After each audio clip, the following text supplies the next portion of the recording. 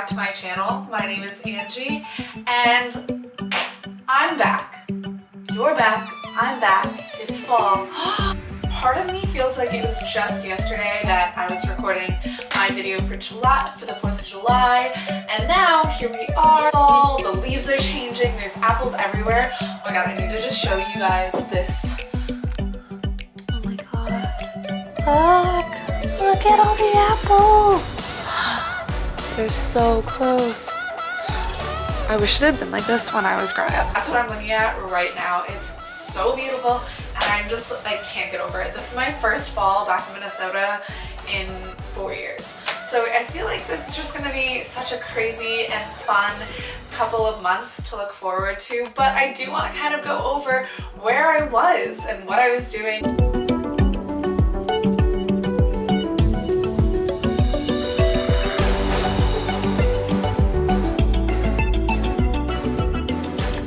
The reason I decided to go on this trip was because like this time last year I went on a backpacking trip for my first time ever. It was my first time out of North America. Absolutely loved it. It was probably one of the best 3 months of my life, and so in order to like kind of keep myself on this amazing path, I bought tickets in February to go to a music festival in Budapest, which Budapest has become one of my favorite places in the world, and I just thought if I bought these tickets then I have to go back. So I did. I bought the tickets in February, and then I convinced my cousin, who's also from Minnesota, to go all the way to Budapest for a music festival as well, and she joined me. But first I started my adventures 2 weeks by myself. I did Dublin. Dublin was super cool. I was still super jet lagged though, so I didn't really get to see that much of it. But then I went on to Belfast, stayed in the most amazing hostel, and met some really incredible people, and 3 days felt like a lifetime there. Then after Dublin and Belfast, I went to Scotland. I've already been there. I went last fall in 2017 for the first time. It's beautiful. Edinburgh is like the most magical, intense, beautiful place in the world. Like this, I walked from the beach. It's literally in the middle of these beautiful hills, and there's castles everywhere. Like this place is just those streets where like you'll look at a building and you'll be like, oh, this building's only 2 stories, and then you walk around to the other street behind it and you realize that the same building that was only 2 or 3 stories is actually 13 stories because of how the city is built.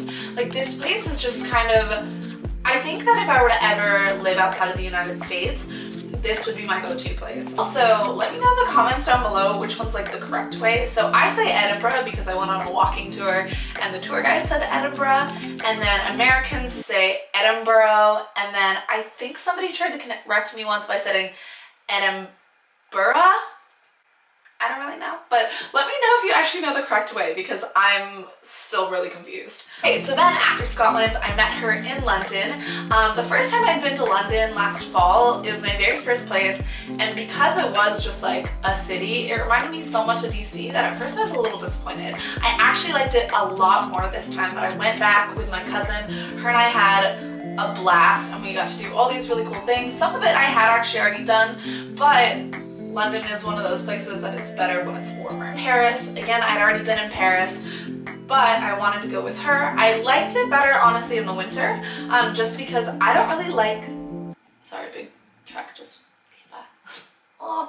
But I like it better in the winter just because there's not as many tourists, like it's super calm and chill. Then after Paris, we flew off to Budapest, and that's where we were for about a week and a half. For me, it was almost 2 weeks because I ended up staying a few more days after she had left. But we did a week-long music festival. Correct me if I'm wrong in the comments down below, but I believe it is the only music festival in the world that's 7 days long. It's technically, I think, like illegal, so they count like the first official day as like day 0 or something strange like that to get around the politics of it all.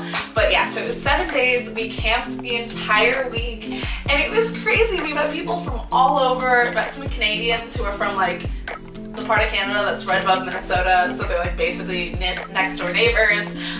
We just like met so many cool people and watched really cool performances by a ton of people. This one's the one by Kygo. That was an insane night. That was also the last night of the music festival. And then she left me and I did a few more weeks by myself. Originally my plan had been to leave Budapest, fly to Greece. I found a flight for like 20 euros, which is like nothing. But then I changed up my plans again, and that's probably my second favorite thing about traveling besides the people is just like the spontaneity of it. Decisions just change so fast, and you kind of just, I don't know, you just go with the wind, and oftentimes how not planning it leads you to the best adventures. Like, I don't like to plan my trips too much, because then if you don't do something, you're disappointed, or if something doesn't turn out the way that you want it to, you become so much more anxious and upset about the time that you're taking instead of enjoying every second of it. When you kind of just like let things go and let the universe take over, you find yourself on these incredible adventures. I remember when I took my trip last fall, I met this girl in France, and I had started to get really anxious in France because I can't speak French, and I had spent like 2 weeks without anybody speaking to me, and I heard this girl speak English, and I was like, oh my god, you speak English? My name's Angie, hi, it's so nice to meet you.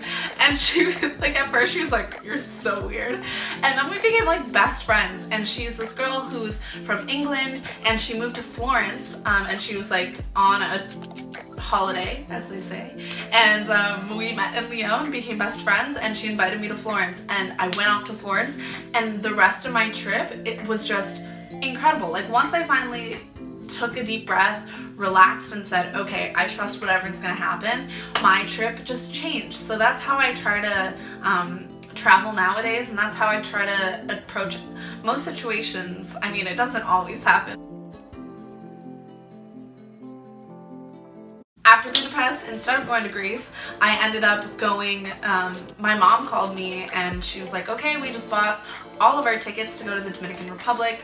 I'm half Dominican, so my mom and my dad and my brother all decided to go because my abuela was turning 91. So she was like, we would really love it if you came. And originally I had planned to go to Greece, maybe stay through the end of September, maybe into October, working at a hostel or something like that. But because of her phone call, I said, okay, I'll just go to the Dominican. So I found a really cheap ticket from Berlin to the Dominican Republic, only like $280 US.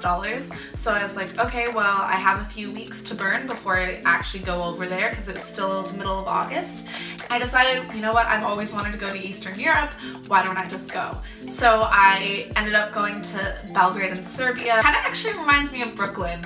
I don't really know exactly how to explain it, but it's like older buildings that have been like a little bit gentrified, have like really cool cafes everywhere, like record shops, and it's just like a really cool, quirky little city. It's also one of like the oldest forts in the world, I guess, and so it's been invaded by every empire ever. Romans, and then the Ottomans, the Austrian-Hungarian Empire. That's why this place is so cool in terms of like old structures.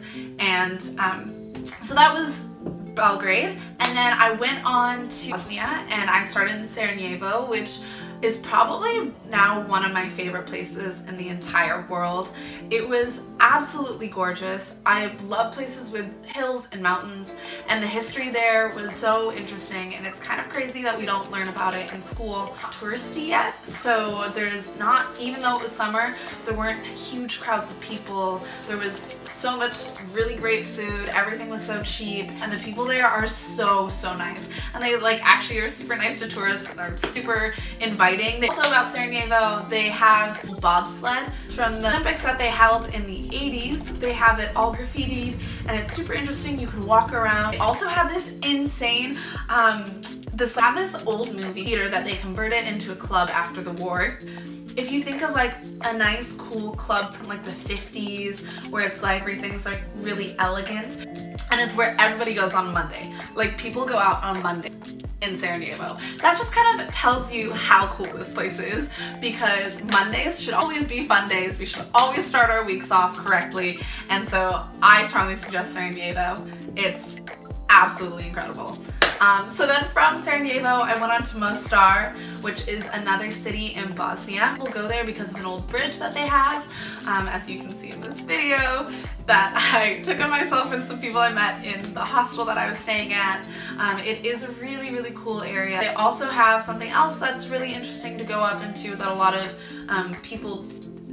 of tourists go and check out. It's called the Sniper Tower. It is from the war in the 90s, and it has a lot of interesting graffiti as well. It's just like a really cool city again. I think I spent about 10 days in Bosnia, and it was solely because I just kept extending my stay both in Sarajevo and in Mostar. I just felt completely at home there. So I just ended up in Bosnia for 10 days, and I honestly could have stayed longer. It was so lovely. Bosnia, I went on to Split, Croatia, which I had kind of actually been putting off because I had heard that Split and Dubrovnik are super, super touristy now. And again, I'm not a big fan of touristy areas. By the time I got to Split though, people were kind of heading back to school, so it wasn't crazy busy, but there is also not that much to do there. It is part of an old Roman fort, which is cool in terms of architecture, but in terms of beaches, I didn't even realize this, but we're incredibly spoiled with our beaches. They're so beautiful and sandy and perfect.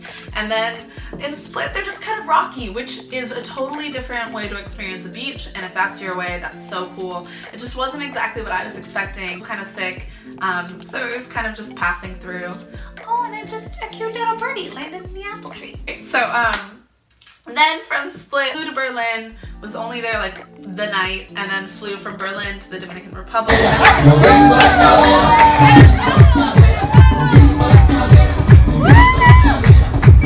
Met my family there for my abuela's 91st birthday.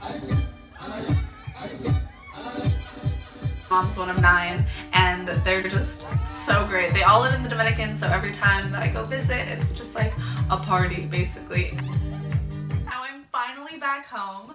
I did get a few more postcards to add to this wall that I will do at some point, but I'm all done with traveling for the rest of 2018, which is kind of sad, kind of scary, and kind of like, oh my god, I can't believe we're so close to the end of this year and I've already done all these things. I might actually try to go to Canada. That's my hope for the end of this year as like my last place to travel to.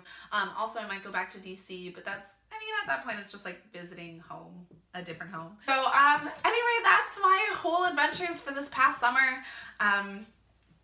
I hope you guys enjoyed it, and I'm so happy to be back with you guys. This is just gonna be such a great way to kind of finish off the year, being with you guys every week, and you'll see kind of what I'm up to this fall. I'm so excited to experience that with you. I have so many cool things planned, and see you guys next Monday. Bye!